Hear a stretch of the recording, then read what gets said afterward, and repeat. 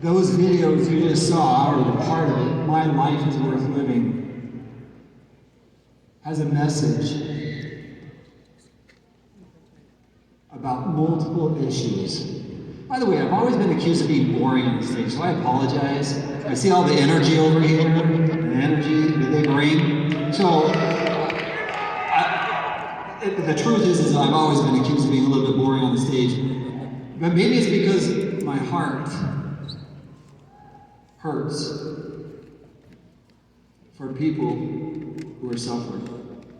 And if you want to understand My Life is Worth Living, those short videos, I challenge you to take the time to go watch some of those videos, whether you're dealing with suicidal thoughts, whether you've been abused, whether you have had the experience of feeling issues related to LGBTQ.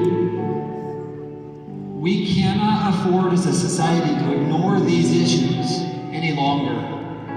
I was just there with Alex. He's sitting right there watching. He's waiting.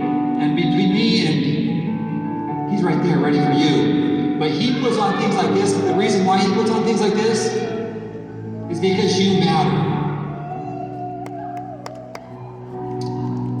So, my invitation tonight, take the time. My Life is Worth Living. There's incredible stories there for you. Now, let me shift gears for a second. Have you ever sat with somebody who's lost someone to suicide? Have you ever been there in that moment when they just found out? I have. In 2006, I sat with a man and his wife for 2 hours in their living room. And as I sat there, I saw a feeling of pain and desperation. He had tried medication. He had been to everything that he thought he could do. And then, as we sat together, I invited him to stay strong. We had taken everything from his home that he could do self-harm. 2 nights later, I got a phone call from his wife. He had a gun that I didn't know about, and his family didn't know about. And he had taken his life. And I sat there with his family and the neighbors. And there aren't answers in those moments. There's deep and profound pain. That was in 2006. Last year, in the middle of the night, I woke up. And I felt him. I didn't go to bed with him on my mind. I woke up thinking, because you matter. You matter. So I called up his wife. And I said, will you do me a favor? I had an experience last night where your husband, whatever it was, I woke up with him on my mind.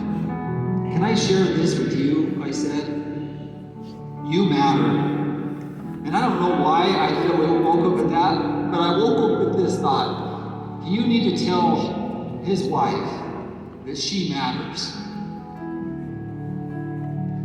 And then I thought, no, it's more than that. My friend who died, he mattered.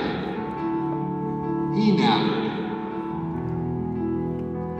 In our lives, there are crucial moments. Those moments that if we could sit down, if I could talk with individuals who are suffering, there are certain moments you make that decision to live. You make a decision. But why can't we make that decision right now? I'm going to choose to live. I don't know what you've been through. But I do know that in this room, there is suffering. There is heartache. There is depression. There is anxiety. And as the Black clinicians just taught us, reach out. Get support. You're not alone. In my family, around the dinner table, you often hear this statement, I see you. I see you. I see you. And your life matters. That night when I woke up in the middle of the night, because you matter, I see you. In my field, we have tremendous amounts of loneliness. The person sitting next to you here today, you might feel lonely, you might feel depressed, you might feel anxious, but you know how to solve it? It's that person sitting right next to you. It's that friend who might be alone.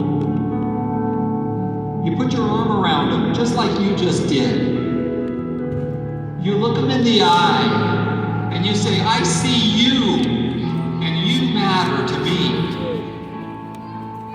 If we're going to live in this society, we need better relationships. We need to connect one with another. Because there's so much need for love. Please let your light shine. Now, I want to speak to mom and dad for a second. If moms and dads are here, can I invite you to go to parentguidance.org. At parentguidance.org, we have resources to help parents to deal with children's anxiety and depression, how to connect with them on a deeper level. We have Greg Hudnall, the founder of Hope Squad, talking to parents. Talking to parents about how to connect with their children. We need a community. We need a team. We need the Alexes of the world, the people who have the voices, to stand up and say, I see you. That's what he does. He sees us tonight. He sees you. Because you matter. You matter. Now let me close with just one short story.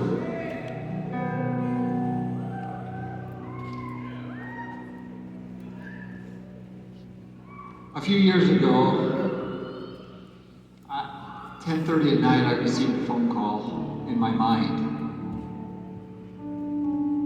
I'd had a client who was struggling. I'm a marriage and family therapist. He was struggling, a client. I turned to my wife and I said, hey, I think I need to call this client. And she said, 10:30 on a Saturday night or Sunday night?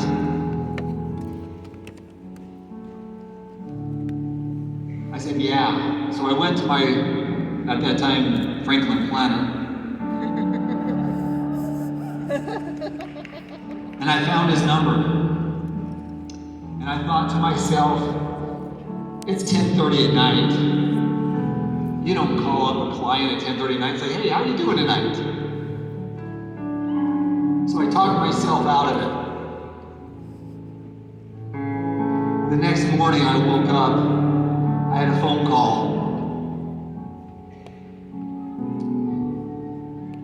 My client was in the hospital. He had attempted suicide. I had hung up the telephone line, but fortunatfortunately somebody else hadn't. A person who hardly knew him had an same impression at 10:30 at night. You need to call this guy. And so she did. And she saved his life. Listen to the promptings. Your life matters. You matter. I see you. I see you. You matter.